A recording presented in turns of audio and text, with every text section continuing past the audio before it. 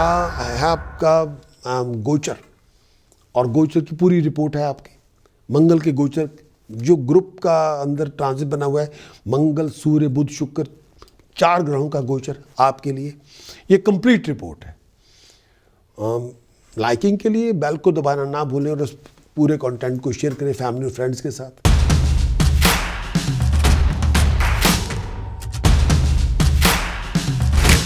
Gemini आपका लगन हो, जेमिनी आपकी चंद्र राशि हो, मिथुन आपका लगन हो, मिथुन आपकी चंद्र राशि हो, मिथुन आपके लिए, जेमिनी के लिए, जेमिनी आपका राइजिंग साइन, मून साइन।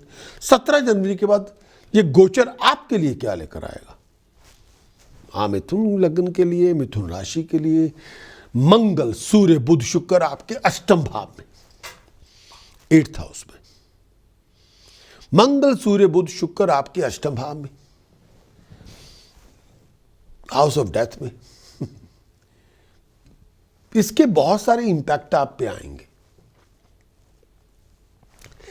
आपके पैशन पे इसका बहुत बड़ा इंपैक्ट होगा, और बहुत सारी चीज़ें पैशन पे भी आएंगी, रिलेशनशिप पे भी आएंगी। और ये अष्टम भाव ट्रांसफॉर्मेशन का घर है। जैसे जीवन को मृत्यु में तब्दील कर देता है, ये एक ही तरह की तब्दीली नहीं होती, बहुत सारी तब्दीलियां ये कर देता है। 8th हाउस ट्रांसफॉर्मेशन का घर है, अंदर से बहुत सारी चीज़ें बदल देता है। और शुक्र इसके अष्टम भाव में है, तो इस टाइम के अंदर आपका इसका बहुत बड़ा असर आपकी पर्सनल लाइफ पे भी आएगा।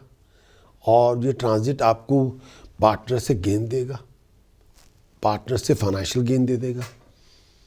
और इस टाइम के अंदर कोई लोन वोन लेना चाहते हैं तो वो आपको मिल जाएगा, फाइनेंशियल सपोर्ट आपको मिल जाएगी। पर्सनल रिलेशनशिप भी इस टाइम के अंदर बहुत इंस्ट्रूमेंटल होंगे आपकी तरक्की के लिए, उनको आप रेगुनाइज करें। अष्टम भाव का जो बहुत स्ट्रॉन्ग कनेक्शन है वो साइकोलॉजिकल एवोल्यूशन के साथ है, कन्फ्रंटेशन के साथ है। जब हम बात करते हैं कन्फ्रंटेशन, अष्टम भाव बहुत बड़ा रोल प्ले करता है। लव रिलेशनशिप के अंदर बहुत इंस्ट्रूमेंटल है, और आप लोगों से भी बहुत रिलेट करेंगे इस टाइम के अंदर। ये ट्रांजिट आपको डिफरेंट तरह के इन्फ्लुएंस आपकी ज़िंदगी में लेके आएगा। इन जनरल मैं ये कहना चाहूँगा, इस टाइम के अंदर आपकी फीलिंग, आपकी इमोशन, साइकोलॉजिकल हेल्थ आपकी, उस पर थोड़ा ध्यान देना होगा। और अंदर से आप जुड़ेंगे। बहुत सारी ऐसी एक्टिविटीज़ होंगी जो कई बार आप नहीं परमिट करते, लेकिन उसमें आप कई बार मिजरेबल हो सकते हैं, आउट ऑफ टच भी हो सकते हैं अंदर से। अब आप जुड़ेंगे इस टाइम के अंदर, स्ट्रॉन्ग साइकोलॉजिकल कंपल्शन सर्फेसिंग होंगी आपकी, और आप अपने बिहेवियर को थोड़ा उस पर, जिन चीज़ों को नहीं समझेंगे उन पर थोड़ा ध्यान भी देंगे। इस टाइम के अंदर बहुत सारे बदलाव भी आपकी ज़िंदगी में आएंगे। इस टाइम के अंदर ऐसा भी न कुछ ना करें जिसको आप जस्टिफाई करने में प्रॉब्लम आए। इस 4 ग्रह आपके अष्टम भाव में है, कई बार बहुत बड़ी ट्रांसफॉर्मेशन आएगी इस टाइम के अंदर, क्योंकि अष्टम भाव ट्रांसफॉर्मेशन का घर है जो जीवन को मृत्यु में कन्वर्ट करता है। और बहुत बड़े बदलाव, ये नहीं कि रसल में मृत्यु, लेकिन बहुत बड़े बदलाव आपको देगा इस टाइम के अंदर। ये ट्रांजिट के अंदर मतलब को वरी वाली चीज़ नहीं है, लेकिन आपको बहुत ध्यान देना होगा। आप अपनी बहुत सारे पावरफुल चेंजेस ज़िंदगी में आएंगे इस टाइम के अंदर। अपने आप को लिविंग कॉन्फ्लिक्ट से दूर रखें, अपने बिहेवियर पे कंट्रोल रखें, आउट ऑफ कंट्रोल बिहेव ना करें। ये चारों ग्रह अगर अष्टम भाव में आए, इस टाइम के अंदर कोई आपको चैलेंज कर सकता है आपके वैल्यू सिस्टम को, आपके स्ट्रक्चर सिस्टम को। इसमें बहुत सारी चीज़ों को आपको शायद बदलना पड़े, अपने आप को बदलना पड़े।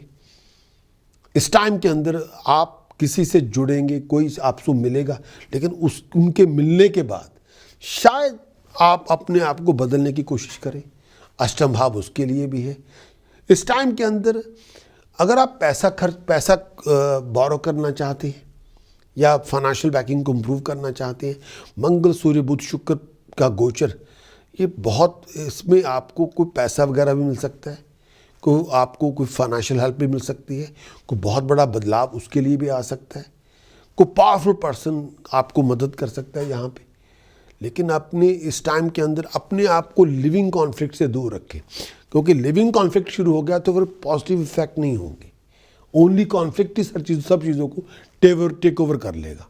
जो पॉजिटिव चीज़ें होनी होगी वो नहीं होंगी। बस कॉन्फ्लिक्ट के बारे में आपको थोड़ा ओवर रिएक्ट ना करें, हर बात पे आउट ऑफ कंट्रोल ना हो और हर चीज़ को री एग्जामिन करते जाएं। आपकी मैरिज रिलेशनशिप के अंदर कुछ चीज़ें ऐसी आएंगी जिस पे आप बहुत डिसएग्री करेंगे, लेकिन किसी लिविंग कॉन्फ्लिक्ट को हद से बढ़ने ना दें। लेकिन कोई चीज़ आपा ना खो दें, आप अपने बिहेवियर में कंट्रोल को लूज ना करें, यहाँ पे आपको ध्यान देना होगा। और अष्टम भाव में अगर आज जो रिसोर्सेज आपके जॉइंट रिसोर्सेज हैं, आपके अगर आप कोई ऐसे रिसोर्सेज के ऊपर हैं जो आपके अकेले के नहीं है, किसी और के साथ भी हैं इस पर्टिकुलर टाइम के अंदर, उनके ऊपर आपको ध्यान देना होगा। इस टाइम या इस सब टाइम आ गया है और वहाँ पे आपको मूर्खता दिखाने नहीं, अक्लमंदी की ज़रूरत होगी।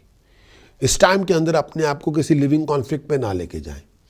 जो आपके जॉइंट एसेट्स हैं उन पे ध्यान दें, ईगो कॉन्फ्लिक्ट पे ना लेके जाएं, संभल के चलें।